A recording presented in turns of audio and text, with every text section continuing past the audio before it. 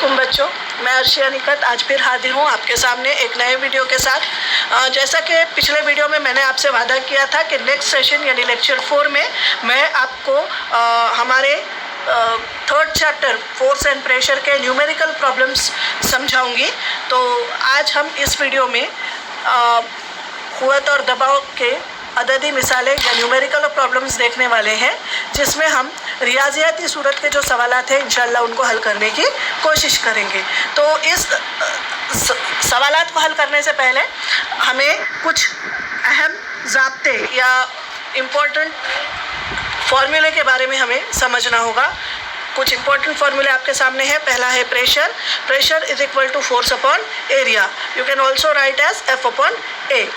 दबाव कुव्वत बटे रकबा, ठीक है। सेकेंड है डेंसिटी यानी कसाफत, मास अपॉन वॉल्यूम या कमियत बटे हजम। थर्ड है रिलेटिव डेंसिटी का, रिलेटिव डेंसिटी यानी निस्बती कसाफत। Relative density is equal to density of substance upon density of water यानी शय की कसाफत बटे पानी की कसाफत। तो बच्चों, आपने न्यूमेरिकल सवालात हल करने से पहले इस तरीके से एक पेज पर आप भी इन अहम ज़ाब्तों को नोट कर लीजिए।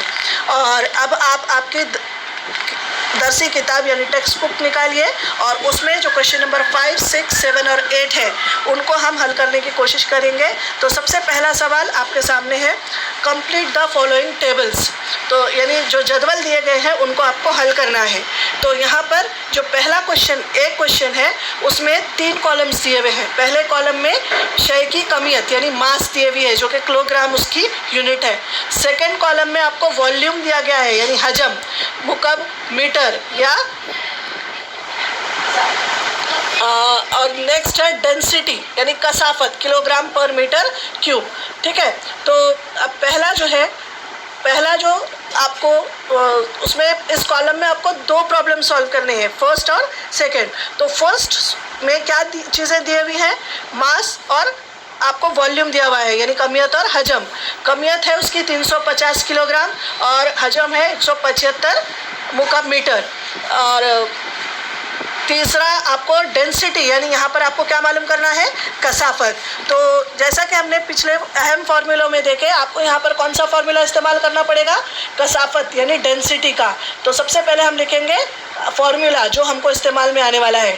डेंसिटी यानी कसाफत बसावी है कमियत बटा हजम यानी मास अपॉन वॉल्यूम। चलिए कीमतें रखते हैं जो आपके टेबल में दी हुई है। पहली कीमत किसकी है, कमियत की। कितनी है कमियत, 350 बटे 175, ठीक है। अब आप इसको हल कीजिए, 5 के टेबल से सॉल्व करने की कोशिश कीजिए।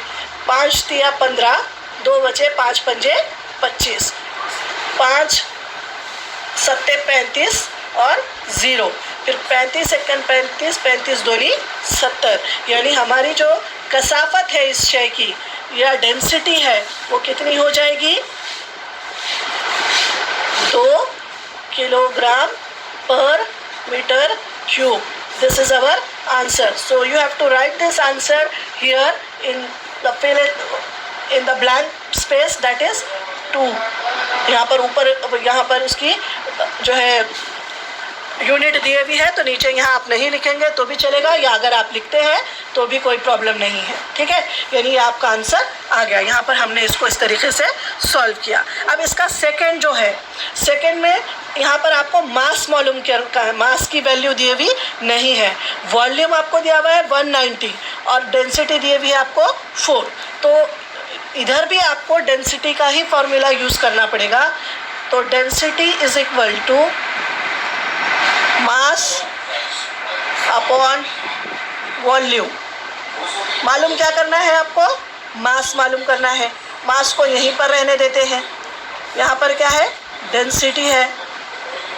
ये वॉल्यूम जो है राइट हैंड साइड से लेफ्ट हैंड साइड पर जाएगा क्योंकि यहाँ पर ये तकसीम में है इधर, इसलिए वो ज़रब में आ जाएगा, ठीक है। इसलिए अब now keep the values in the formula.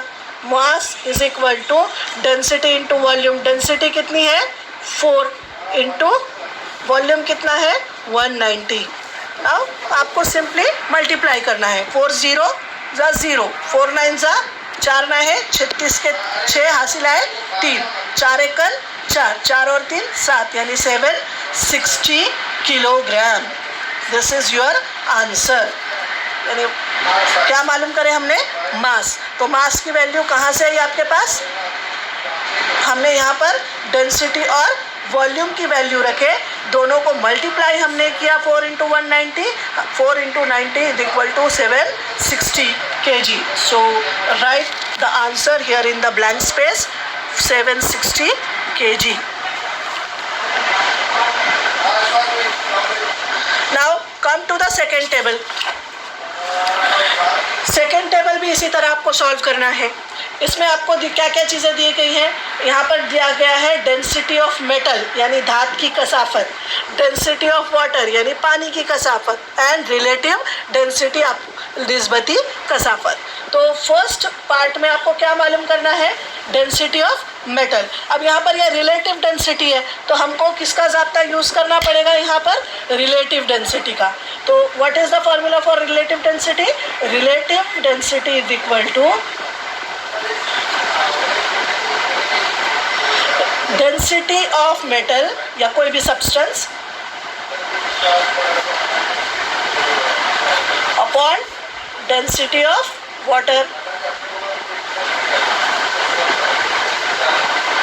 बच्चों एक बात हमेशा याद रखिएगा, the density of water will always be equal to 10⁻³ kilogram per metre cube. समझ में आई बात? यानी हमेशा से पानी की कसाफत फिक्स्ड है, वो चेंज नहीं होगी। तो पानी की कसाफत जब भी क्वेश्चन में आएगा, वैल्यू दी भी रहो ना दी भी रहो, आपको उसको हमेशा क्या लेना है? 10⁻³ ठीक है। Now put up the values. लेकिन यहाँ पर आपको क्या मालूम करना है? Density of metal. तो डेंसिटी रिलेटिव डेंसिटी कितनी दी हुई है? 5 is equal to density of metal आपको मालूम करने की है तो वहाँ पर वैसे ही लिख देते हैं density of metal upon density of water. क्या है डेंसिटी ऑफ वाटर? 10⁻³ ठीक है। तो density of metal is equal to 5 और ये इधर जाएगा तो मल्टीप्लिकेशन में चला जाएगा 10⁻³ अभी इसको आपको सॉल्व करने की ज़रूरत नहीं है। Simply the answer is 5 × 10⁻³। 5 × 10⁻³ kilogram per metre cube. समझ में आई बात? आपके ये जो किस तरीके से हल किया है समझ में आ गया आपके? चलिए सेकंड की तरफ बढ़ते हैं। इसमें आपको दिया गया है मेटल की डेंसिटी दी हुई है और पानी की डेंसिटी दी हुई है। आपको रिलेटिव डेंसिटी मालूम करना है तो फॉर्मूला सेम रहेगा। रिलेटिव डेंसिटी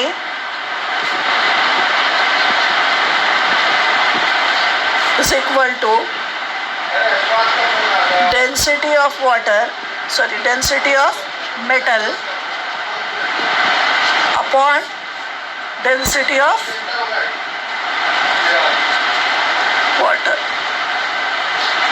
तो रिलेटिव डेंसिटी मालूम करना है which is equal to density of metal कितनी है? 8.5 × 10⁻³ अपॉन 10⁻³ सिंपल है। क्या करना पड़ेगा? 10⁻³ and 10⁻³ will get cancel. What is remain? 8.5. This is your relative density.